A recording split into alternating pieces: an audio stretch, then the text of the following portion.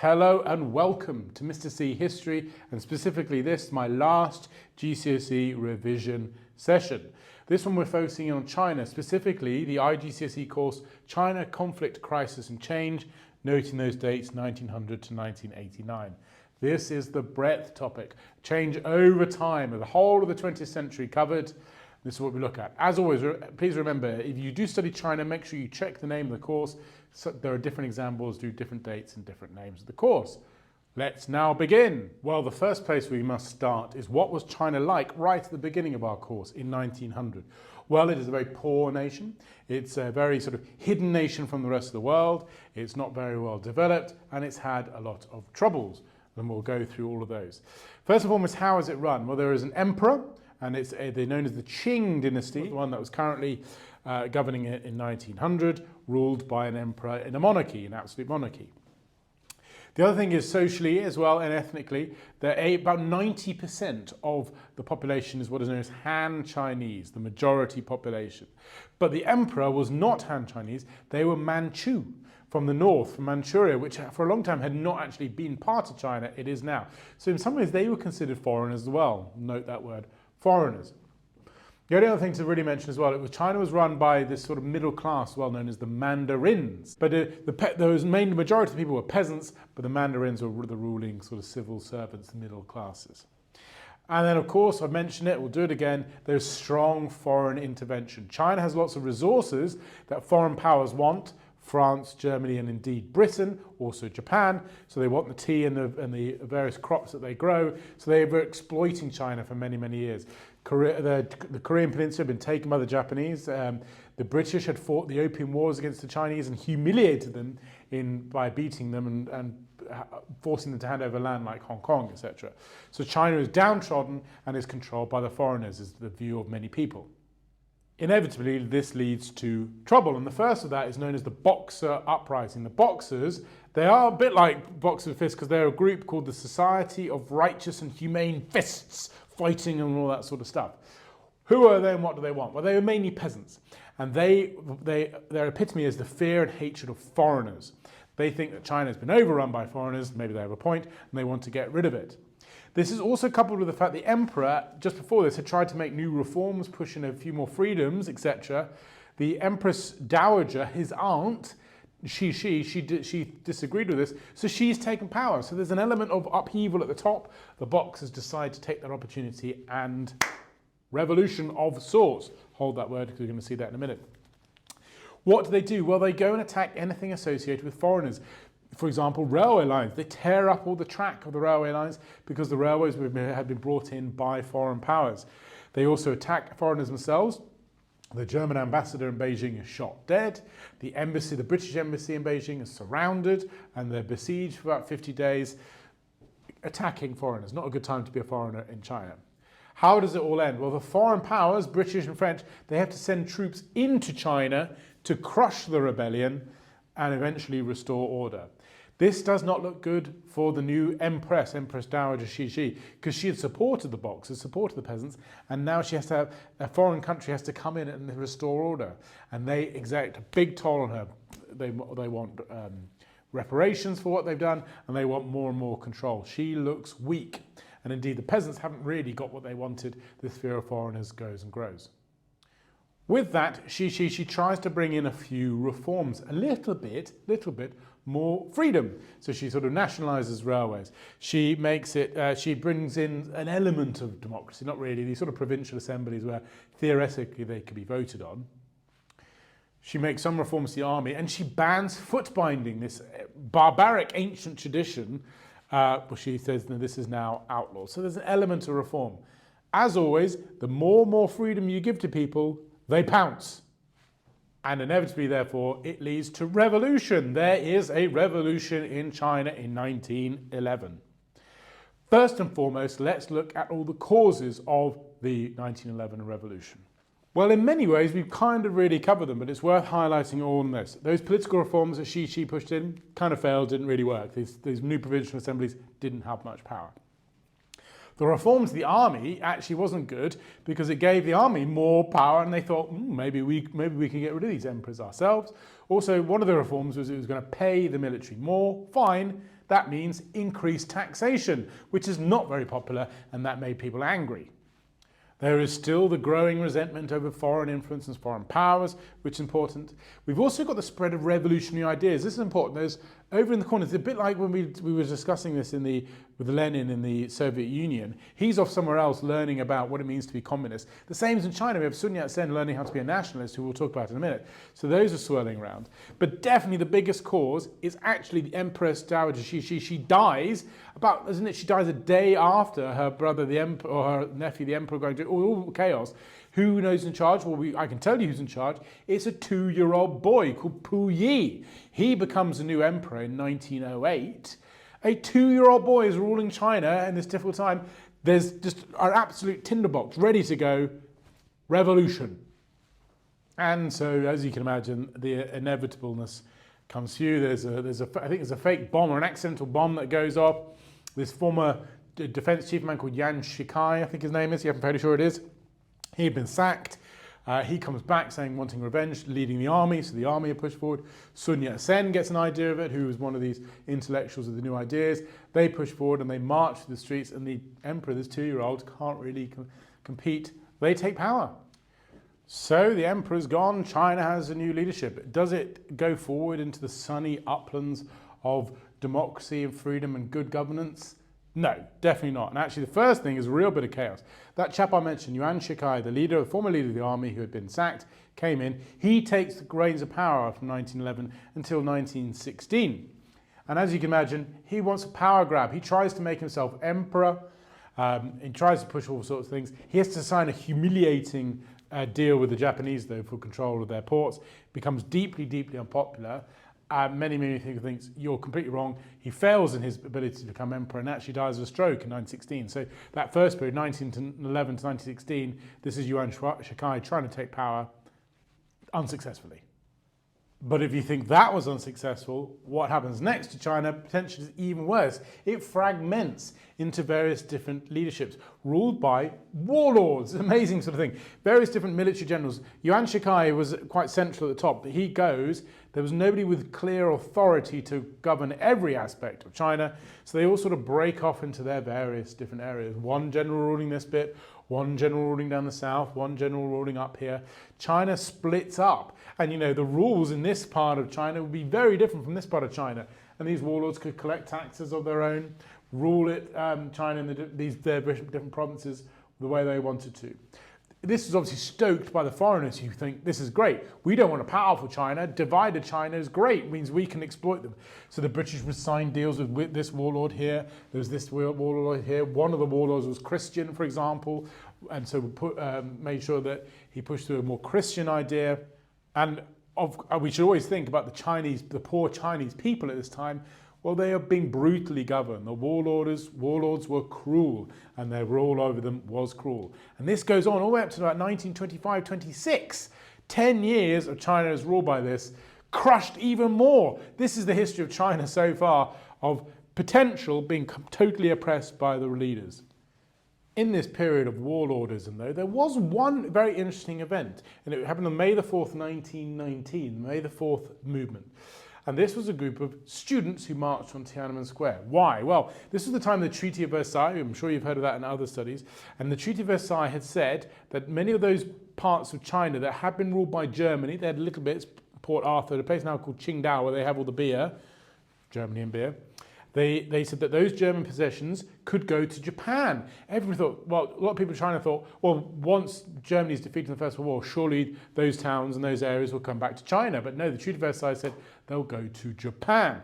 As you can imagine, China is quite upset about this. In particular, the students, these young student radicals, were upset with this idea. They believed in this idea of self-determination. China should be able to rule itself. So they marched in on Tiananmen Square. It didn't work. Those promises did go to Japan, but this is interesting. This is known as the New Tide, revolutionary ideas, young Chinese with new ideas, wanting to enter the modern world, breaking away from the past, but making sure China can govern itself. Very, very interesting for what's to come. Now, every political movement needs a leader to push through it, and that does emerge in China in the name of somebody called Sun Yat-sen. He had been around for a while. He was born in the 1860s, I think, And he becomes the leader of the nationalist movement that was going to replace the warlords and push them out in the 1920s. Now, where does he come from? This is him sat down here. He was educated in America, so he could speak English and had seen what the Western world was like, had seen what China could possibly be, and thought, let's go ahead. And he's been motivated by these national ideas as well. So he is a nationalist, believing in the China. His main focus, as I said, was China can be self-determination, push it forward. He believed in democracy. Is he going to deliver on it? Well, we'll see about that. And he believes in people's welfare. Making life better for Chinese people will improve. If you improve the Chinese people, the nation will improve in itself. He knows, though, that he needs to organize himself. The way he organizes himself, he sets up a political party called the Kuomintang, the GMD. They're sometimes known as the Kuomintang, KMT. It's just difference in languages in China. And so that becomes the national party, the political party of it. He also needs somebody to run the army for him. He knows to defeat the warlords, you have to fight them. And so he needs to organize the army. And he sets up the Whampoa School Training Academy to train soldiers, and to head the nationalist army is a man called Chiang Kai-shek. And indeed, in 1925, Sun Yat-sen dies of cancer. His number two who comes in is Chiang Kai-shek to rule the Kuomintang, and eventually the warlords are deposed. We're going to look at that in a little bit, and Chiang Kai-shek becomes the new leader of China. But the Kuomintang were not the only party formed of these new ideas. There also, at this time, we saw the emergence of the CCP, the Chinese Communist Party. They were formed in a little tiny girls' school. I think there was only 12 members originally, one of whom was a man called Mao Zedong. They believed in the Marxist ideal of communism, which we talked about in another video, which we don't need to necessarily talk about. So they will come in, and they did emerge from the May the 4th movement as well, new ideas of improving the lives of Chinese. Fine. The Bolsheviks at the time, remember in the 1920s, late 1920s, Stalin is just taking power. He sees the Chinese Communist Party. They say, oh, maybe we could support them a little bit. Wouldn't it be nice one day to have a Chinese communist country? We're too far away from that now, but his ears are pricked. But actually the first thing that the CCP do, they actually join forces with Sun Yat-sen and the Kuomintang and Chiang Kai-shek and all that to form what is known as the United Front with three clear aims. One is to get rid of the warlords. The other one is to get rid of the foreigners. They're still going around, still a hatred of the foreigners in China. And the third one is to improve the life of the Chinese people. Get together, form an alliance, get rid of those warlords. So how do they do it? Well, they fight them bit by bit by bit. They march north through China. Lots of marches going to come about in our history there. So the main popularity was down in the south. In fact, Sun Yat-sen and the Kuomintang was based in Guangzhou, right in the south of China, and so the Communist Party got a lot of support there. So they climbed their way up, clambered, fought warlord, fought people over this way, this way, this way, this way, aiming for Beijing, and they finally get there. What is the reason for their success? Well, first reason is the communists were able to get the peasants on their side by these new revolutionary ideas pushing forward. Great. Chiang Kai-shek was an effective military leader. He made deals with warlords, basically said, look, you don't want to fight us, do you? Join the government with us, we're going to win. You just go off and fight. So, yeah, that's fine. And then the usual just military tactics of divide and rule. These sort of private armies of the warlords, they were not actually very well trained. And, as I've mentioned, the United Front, the Kuomintang and the Communists were being supplied by the Soviet Union advisors and weapons. So it was inevitable. By about 1927, the warlords are gone. China is once again unified under one leader, one party, sort of one party, the United Front, Communists and Kuomintang. They are over in the lead. Brilliant, wonderful. This should be okay, shouldn't it? This means China will rule it forever, but negative cohesion. Once a common enemy goes, there's infighting between the two, and we're going to have the Shanghai Massacres, where the Kuomintang is going to attack the communists. And sure enough, 1927, Chiang Kai-shek turns on the communists, who he has just used to fight off the warlords. He attacks them, about 5,000 are killed, massacred in Shanghai, in a sort of thing that was known as the White Terror, killing in the streets, persecution of communists. The communists are pushed out to the countryside. Chiang Kai-shek has total control. This, however, was not enough for Chiang Kai-shek. He knew the danger of having another potential rival in the background. So his aim was to totally destroy any idea of communism, get rid of the Communist Party entirely. So he had an extermination campaign to push out any communists within the countryside. He used about 200,000 troops fighting off various different sections of communist groups, till eventually he essentially crushed them so much that they just survived in one little small area. Now, the problem was he actually faced quite an opposition from the peasants. The peasants liked the communist ideals, as you would, and about 1 million peasants were killed by Chiang Kai-shek's troops in this campaign. So they weren't even necessarily members of the Communist Party, they just had peasants with them support. Anyway, I mentioned this little tiny bit. It's basically, I think it was like a mountain that the Chinese Communist Party had just retreated to. And Chiang Kai-shek had decided basically what he's going to do is he's going to starve them out. He did scorched earth policy. He burnt everything around this mountain that they were on. I think it was the Zhuangzi Soviet, the name of the area they were in, the communists. Burnt this whole area so they couldn't get in or out, blockaded them. Right, you'll starve them out, rather than going in and pursuing and killing them. So the Communist Party of China, this is about 1934, I think we're about at, is hiding out, surrounded completely and utterly downtrodden on this tiny little mountain. Will it survive? Well, the answer is yes, they do survive, and the story is extraordinary. So the communists, by October 1934, were trapped on this tiny mountain. They're being burnt. The aeroplanes now, also Chiang Kai-shek is flying planes and bombing them. It was horrendous. There was about 80,000 communists, maybe 80,000 to 100,000, stuck in this tiny area. They have to get out. The only way they can survive is if they somehow escape. So they decide to embark on a long march to safety, way down from the south of China to eventually getting to the north. But when they first left, they didn't know quite where they were going.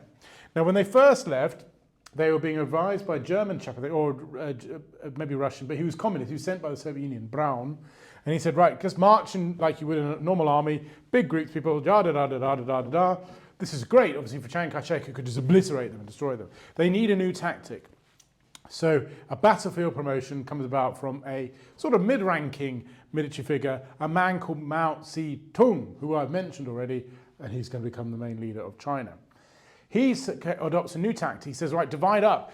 You lot go that way, you lot go that way, you go that way, you go that way. Spread around so that Chiang Kai-shek and his troops don't know who to attack and where to go and all those sort of things.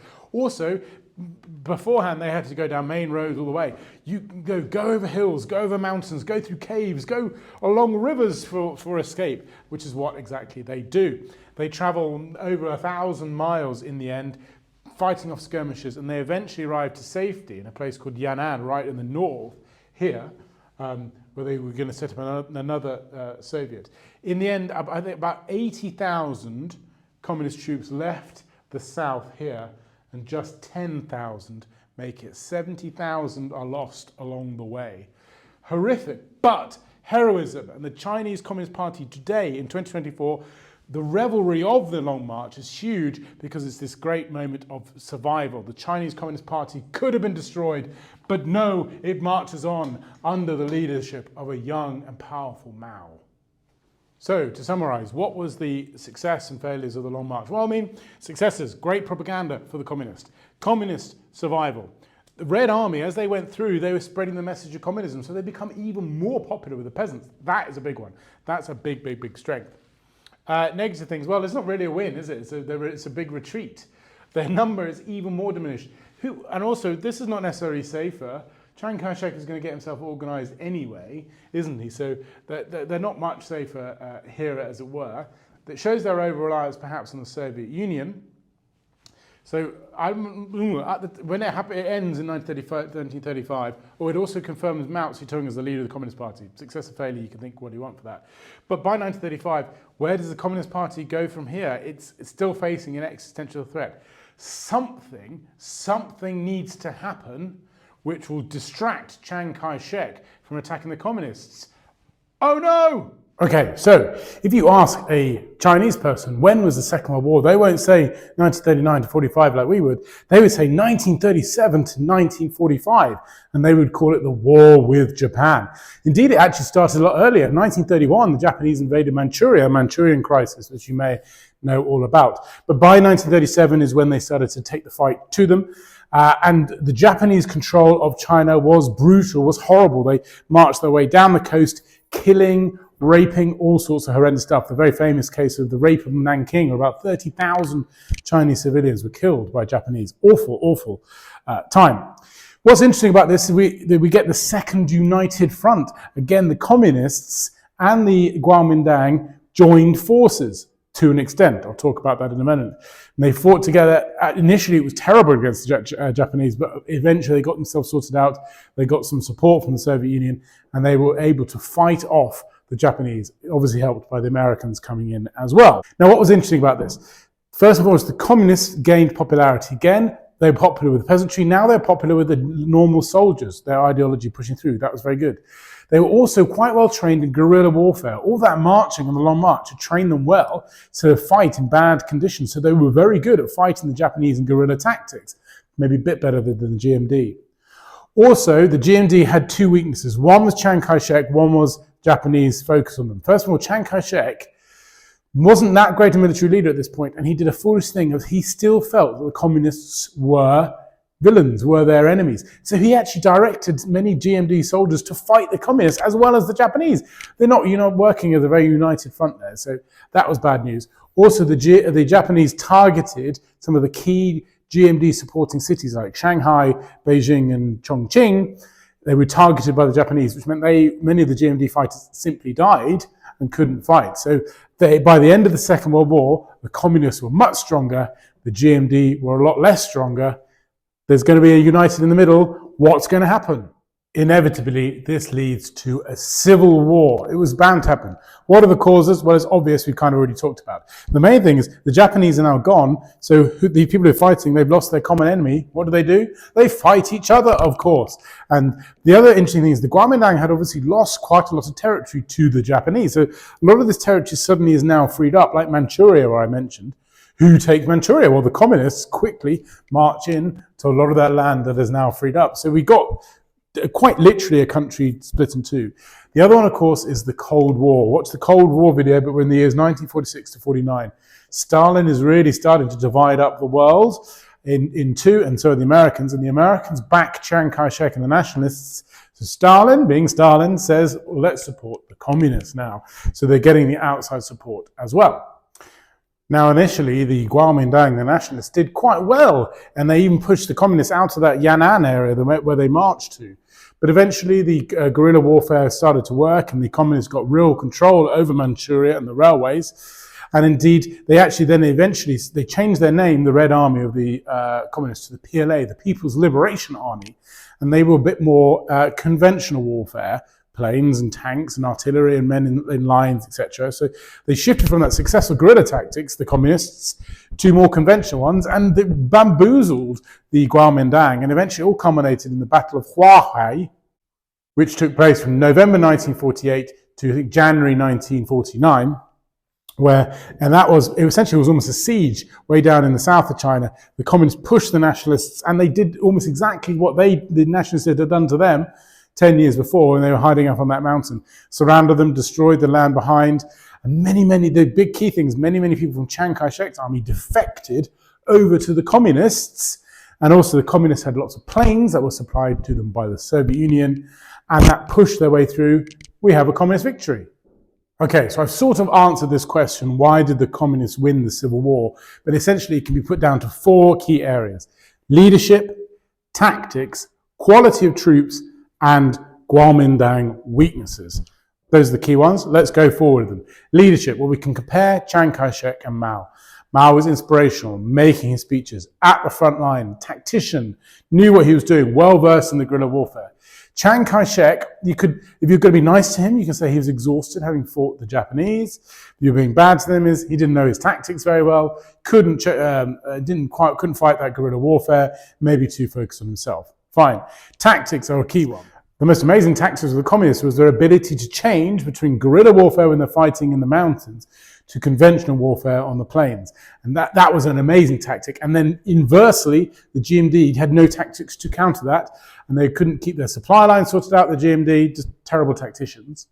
And then the final one is the quality of troops. This is interesting. The GMD had conscripts, people who didn't really want to be there, and they're exhausted having fought the Japanese, whereas the communists die hard. They know what they're fighting for. They're fighting for a reason, for comradeship, etc. They were more galvanized and they pushed forward. Actually, one final reason, which is very important, is obviously the communists, as I've said, had support from the peasants. So peasants grow the food. Who's going to supply the food? Very, very simple. An army marches on its stomach.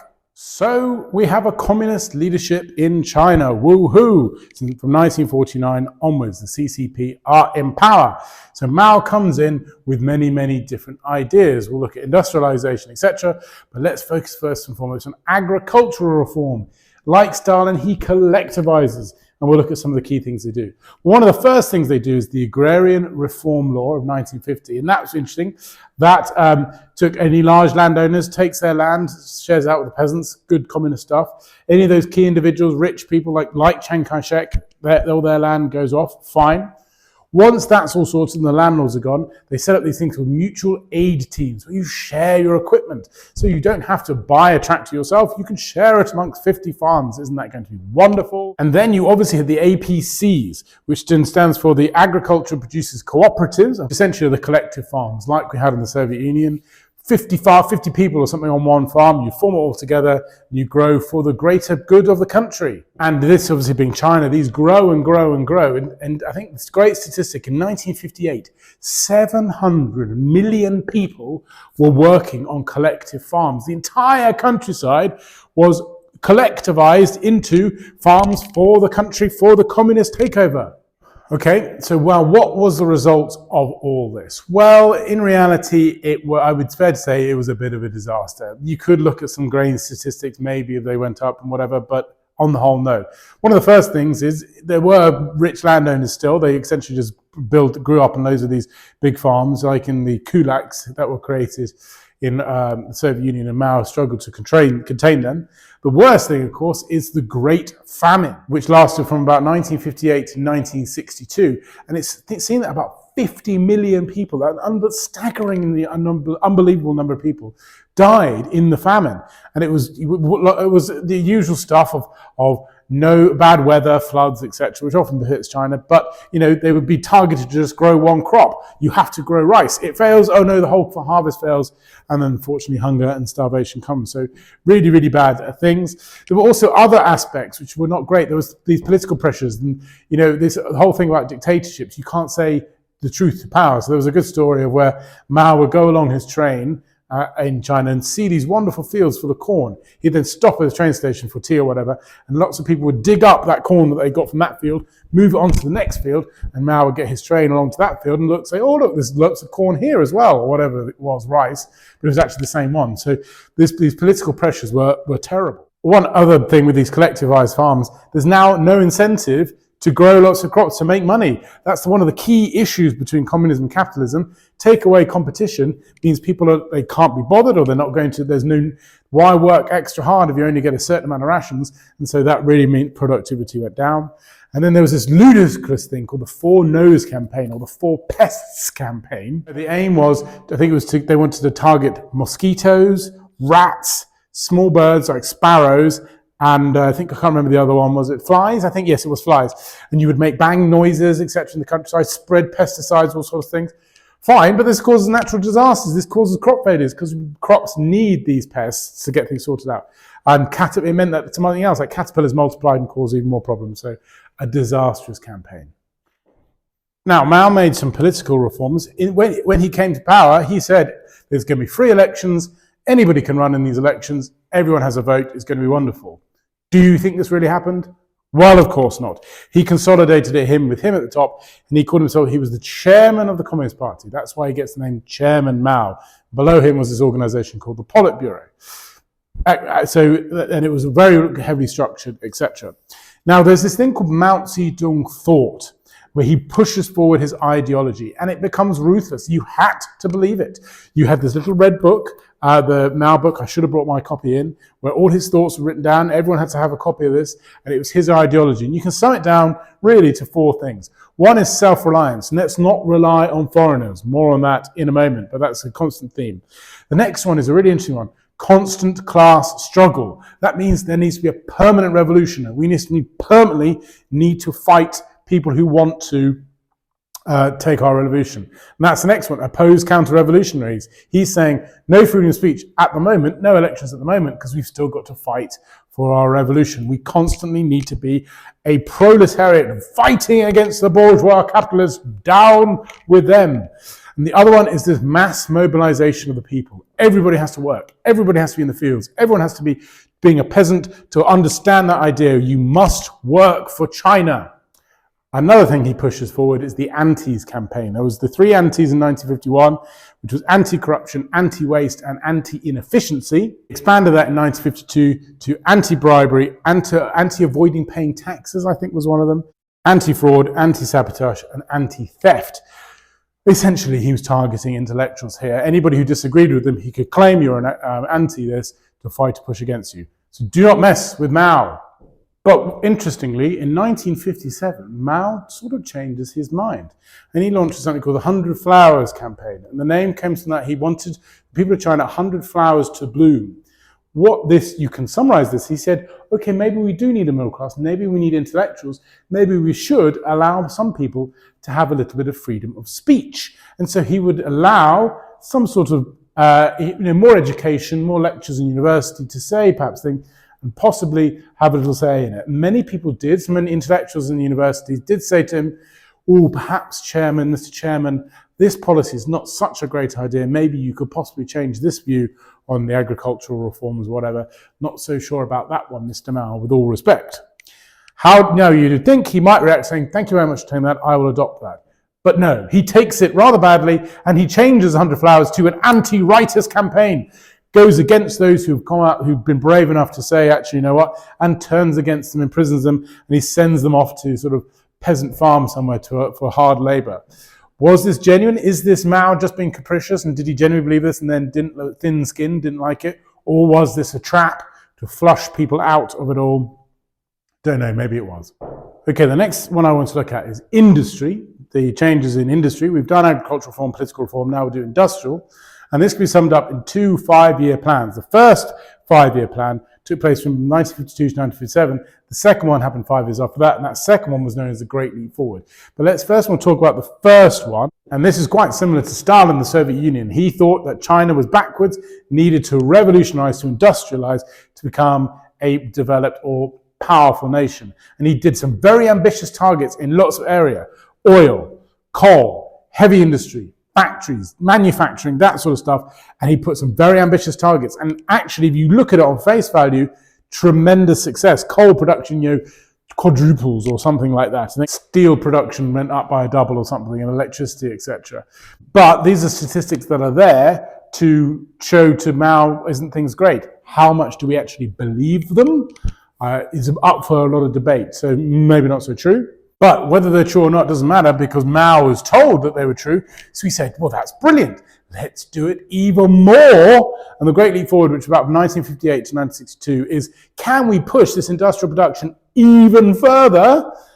Oh, maybe the real people in the Politburo who know the truth are, yes, okay, that's absolutely fine, but not so good. What did the Great Leap Forward first include? Well, it was part of the APC, the collective farms. They knew now, Mao thought, we've got these amazing farms producing all this food, let's push it forward. This is the same time as the Great Famine, don't forget.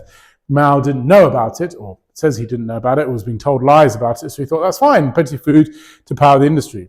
Mass mobilization of the people, I've mentioned it. He says every single person in China should be focused on leaping China forward, industrially and agriculturally. Massive projects, dams, bridges, metros, roads, airports, you name it. The New Deal, like in America, get millions, actually quite literally millions and millions of people working on these projects. All private owners, businesses out, even the small ones. You are no capitalism whatsoever. And a really interesting one, these things called backyard furnaces. Everybody was encouraged to have in the back of their garden a furnace which could be made, you could make metal, steel, to build things. This sounds wonderful, a utopia. Does it actually work though? Well, of course it doesn't. I mean, again, we can look at the famine. This is the key time of the period. Famine, 50 million people died. Being pushed too hard, of course it was. Those backyard furnaces were a bit useless because the quality of steel you get from some bloke making it in the back is poor, and you couldn't make a bridge out of that, it would collapse. So that's pretty bad. Again, no incentive. There was no incentive. Are people going to, what do they work for money or for the greater glory of the communist good? They work for money, and there's none of it's there. The other thing I haven't quite mentioned, and we'll maybe mention it a bit more, is that by 1960s, Mao has also pushed many of the Soviets out. He wants that self-reliance, that China should do it themselves. So he says, communist Soviets, please get out of our country. You can't help us anymore. That's great, but the experts are gone. The Chinese can't keep up. One thing to mention here, which is rather interesting, is the changing role for women, or indeed, does it change much? We've already mentioned way before that the idea of foot binding and the Chinese culture had been ruthless treatment of women. Mao knew to create an equal society, he had to give women more rights, which is fantastic. So what did he say? Well, he banned arranged marriages and this whole dowry system you pay for wives, etc. all gone that. Infanticide was forbidden. Often young girls were impacted from that. The idea of concubines, sort of mistresses, gone, all of that thing. The minimum age of marriage was raised, and divorce was made more legal from both sides. I think women couldn't do it before, they now could. Property rights increased for women. Fantastic stuff. What a women's utopia. How truthful was it though? Not quite. Some of the things did come in. Infanticide did reduce amongst girls, and that's great. And some women did get a bit more divorce-ish. That's great. And some of the women did get more jobs. Okay, but this is communism. They're not being paid. Also, that whole property rights thing. Well, then nobody's allowed private property anyway in the end anyway. So that's completely and utterly pointless. Theoretically, they allow voting rights. That's not going to happen. So maybe not. It is true that literacy rate in women went up, which is good, and there were more female politicians, fine, but it's not very democratic. But the most interesting thing is that actually Mao's control of the countryside was not as good as he thought. And many of these progressive new things were not really accepted by the peasantry, and arranged marriages still did go on. Contraception wasn't greatly accepted. Infanticide did go on a little bit in the countryside because Mao couldn't quite control that. They were not ready yet to move on. So a mixed bag, I think, for women in China. Okay, again, something we mentioned, but let's focus in on what influence the Soviet Union had. Well, we've already talked a lot about foreign powers in China, and there's a real rejection of that, and that's definitely true. And I think their relationship is love-hate, hot and cold. Mao and Stalin, well, there was mistrust because these are paranoid dictators, so they definitely mistrust each other. But they could see the convenience within them. And the China did like, when the start of the Communist Revolution, they invited lots of Soviet scientists to help develop their nuclear program, scientists to develop their industrial program and the collectivization. And Mao's collectivization and industrialization did look quite a little bit like Stalin, so there was that going on. But I think on a personal level, there was a mistrust. Perhaps for obvious reasons, they didn't like each other. But Stalin liked that there was another major communist power in that counterbalance within the Cold War. So there we go. Relationships really start to sour after Stalin's death in 1953. And Khrushchev made that big de-Stalinization speech. And Mao was a bit shocked by that because Khrushchev said Stalin was a dictator. This cult of Stalin was very bad. And Mao was building the same thing in China. So he might have seen that as a bit of a direct threat. I also think that Khrushchev was maybe a little bit more reluctant to help China because he has a bit of a drain within it all, which wasn't so good. And their relationship did greatly break down. And by 1960, Mao had said to the Soviets, get out of it all. And indeed, by 1972, Mao has gone over to America, outrageously. Henry Kissinger and Richard Nixon, of course, famously go to the Great Wall of China, and they cozy up. And by then, you've got Brezhnev in power. But the Chinese eventually sort of cozy up to America, ish. And then by the 1970s and 80s, well, Deng Xiaoping is making things for the world, making things for America. So, yeah, I think their relationship was good at the start. It fizzles out. Okay, so we now are into the 1960s, from 1965 onwards, right up to Mao's death, spoiler alert, 1976. And this period is most synonymous with an incredibly famous policy of Mao, the Cultural Revolution. And this is really synonymous and cements it. Now, After the Great Leap Forward, the Great Leap Forward was a failure, the famine, etc. Mao retreated, didn't like to be seen in public, was very, very angry. He emerges again, sort of the late 1960s, clearly changed, clearly far more paranoid, a lot fatter, interestingly, a lot madder, and a lot more keen on being quite brutal. And so he launches a campaign to make sure that the communist government can survive. He fully fears a full-on revolution against the communists. So he launches his policy, the Cultural Revolution. We'll explain about it in a minute, but first and foremost, we need to go through the reasons why Mao launches this thing called Cultural Revolution. Well, he fears actually young people, and he thinks that there needs to be a test of young people. Test how committed they are to communism. So he's going to push them through it. There's his whole idea, he thinks we need to this perpetual, I told you the perpetual struggle, we always have to do it, every so often there needs to be a revolution, that yada, yada, yada. He fears opponents in the Communist Party, feels that they're becoming too bourgeois, too middle class, too bureaucratic, too capitalist, need to take them out. And he has this word revisionist, people who are revising the communist ideas. Get out, get rid of them. What's he going to do? Well, he goes on the attacks. He goes on the attacks what is known as 4 roles. And the Cultural Revolution is all about attacking the traditional culture of China, old stuff, specifically old ideas, old habits, old culture, and old customs, old belief. So that will be, attacking things that we think, well, that's fine to attack, foot binding, etc., but religious temples, Chinese texts, Confucianism, the old people's ideas of what marriage should be like, things like that. No, we need a new young revolution to take us forward, get rid of all those old historical stuff, countries attacking their past. And so he galvanizes young people, and they go around the streets, quite literally beating old people up, tearing down old iconography. There's lovely sort of Chinese paintings from the past. They're all gone. Outrageous. And these young people become known as the Red Guard. And they are there with their red book. And the big part of those red books is this, the cult of Mao. Here he is, sun beacon out. He is the prophet to all and one. And he forms a huge cult around himself, that he who should be obeyed.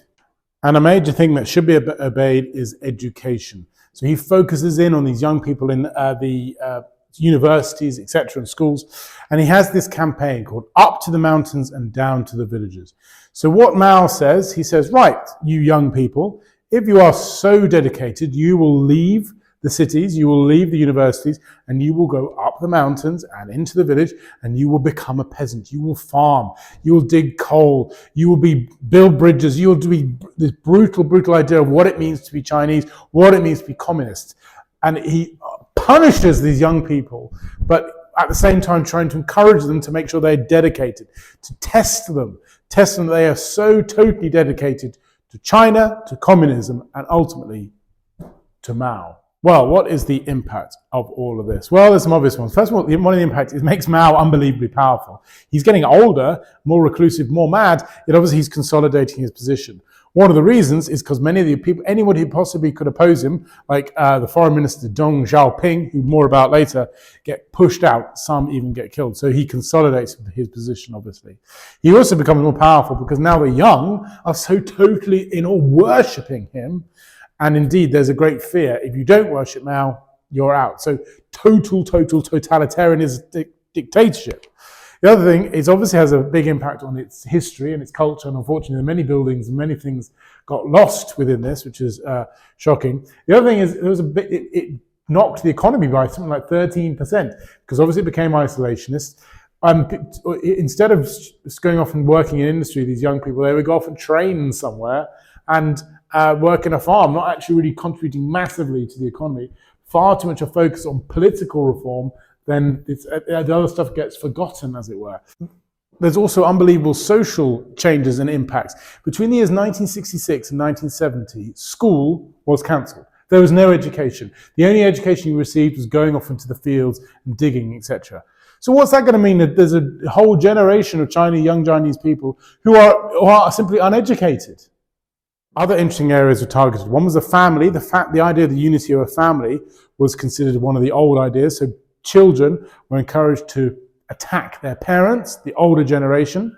Also, they were told one profession that was greatly impacted with doctors. They were experts, intellectual, bad, boo. So don't go and see the doctor or attack the doctors. So obviously, that's kind of a deleterious effect on the health of the country. And finally, there's the emergence of a significant person, Jiang Qing, Mao's fourth wife.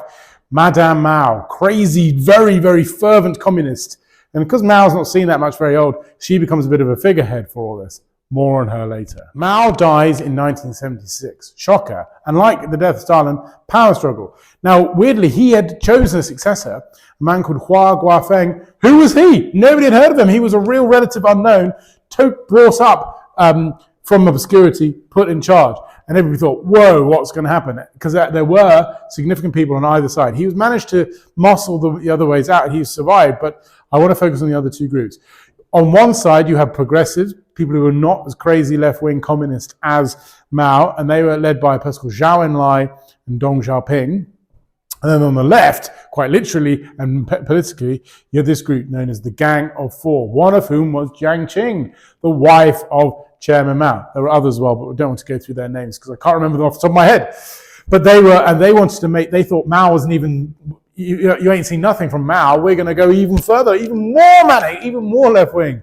Deng Xiaoping and Zhou Enlai thought, maybe not. Problem is, Zhou Enlai dies of a stroke. And so Deng Xiaoping is left on his own. He is booted out. But as I said, Hua Guofeng, the one in the middle, chosen by Mao, muscles the Gang of Four out and pushes together. Eventually, Deng Xiaoping does come to power, and he puts the Gang of Four on trial. He puts Maoism on trial, this idea that you are the reason why there was no education, the reason why the economy was so bad, the reason for the famine.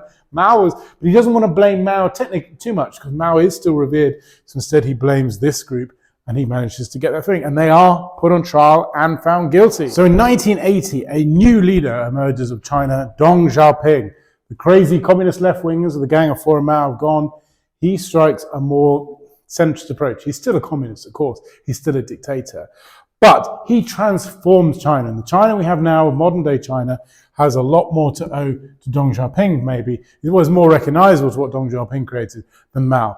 What did he do? Well, he got rid of some of those crazy changes in agriculture. He said, one of the things that he said to farmers, you grow which crops are best for your area, not trying to force you to grow ridiculous things that you can't grow in that area. That's quite important.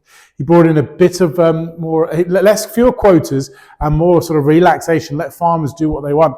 Greatly, greatly happy. And then it pushes the grain production and rice production up to astronomical levels to feed that population. Very similar ideas of changing in industry as well. Freedom. Foreign companies are allowed to come in to an extent, not flood the market, but he does that in a way that's going to increase the quality of Chinese goods because they need to compete. And so that's where we got to start to get things that are made in China, which we all might not start to recognize because it becomes cheaper to make. Why is it cheaper to make? Because he also creates these things called SEZ, Special Economic Zones. These are special cities. One of the most famous one is Shenzhen, on the border with Hong Kong, where it means that it's still in China, but some of those laws, regulations that are so strict in other bits of China, they're not too badly effective. Essentially, they're little tiny pockets of capitalism still within a communist country. And so that means loads of Western companies, for example, Apple and the iPhones, that I'm filming this on right now, made in Shenzhen, created by Deng Xiaoping. One other big focus that Deng Xiaoping did was he focused on education. Remember that Mao, during the Cultural Revolution, had closed schools, unbelievably. Deng Xiaoping takes a total change with that and says, no, young people, we need to invest in young people in their education. Extending of universities, encouraging Chinese students to go abroad as well to study, research institutes, all sorts of things, so China becomes quite literally more intelligent. And a key thing, and this is a statistic that's really worth knowing, between 1985 and 2015, 30 years, 700 million people in China go from being in poverty to being out. An unbelievable amount. In 30 years, this emergence out of poverty. What a success story. You can, through dictatorship and authoritarianism, of course, down to Deng Xiaoping. Perhaps one blot on Deng Xiaoping, however, and it's something very well known, is the one-child policy. He could see that the Chinese population was growing astronomically. It was hard to manage because when you have so many people growing, you have to provide resources for them. You have to feed them. That was causes a great famine, the amount of people, you have to provide them with jobs, you have to supply them. So Deng Xiaoping knew that part of industrial and development meant we need fewer people. So how do you do that? You have a policy where people can only have one child. Extremely authoritarian, forcing couples to only have one child. To be a good Chinese communist, you had to just have one child. Very authoritarian, not liberal. What was the effect of this? Well, I mean, yes, the population rate does decrease. Fine, they achieved that aim, but it's horrendous. Infanticide, what we thought was a problem they got rid of, massive increases because, unfortunately, if people had a girl, that child, unfortunately, was killed because of the focus for a boy. Horrific statistics on that. And now, interesting, China now has a little bit of a problem with too much men, not enough children, and a growing aging population. But that's something that Deng Xiaoping didn't think of. Okay, very near the end then, one other thing where Deng Xiaoping had a problem with young people.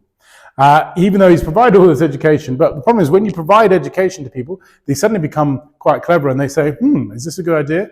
Also, if they've been encouraged to go abroad, they might suddenly think, hang on a minute, I've just been abroad, it's amazing. There's capitalism, it's freedom, I can do what I want. And so there was an emergence of a democracy movement in the 1980s. And a real symbol of it came in Beijing with this thing called the Democracy Wall, where notes were written down in it saying we should have democracy. This happens in the West.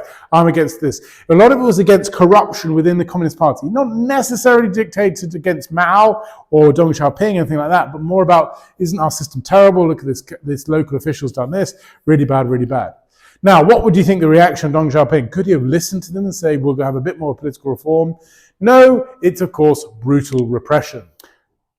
And the most famous symbol of that, of course, was in June of 1989, the massacre at Tiananmen Square.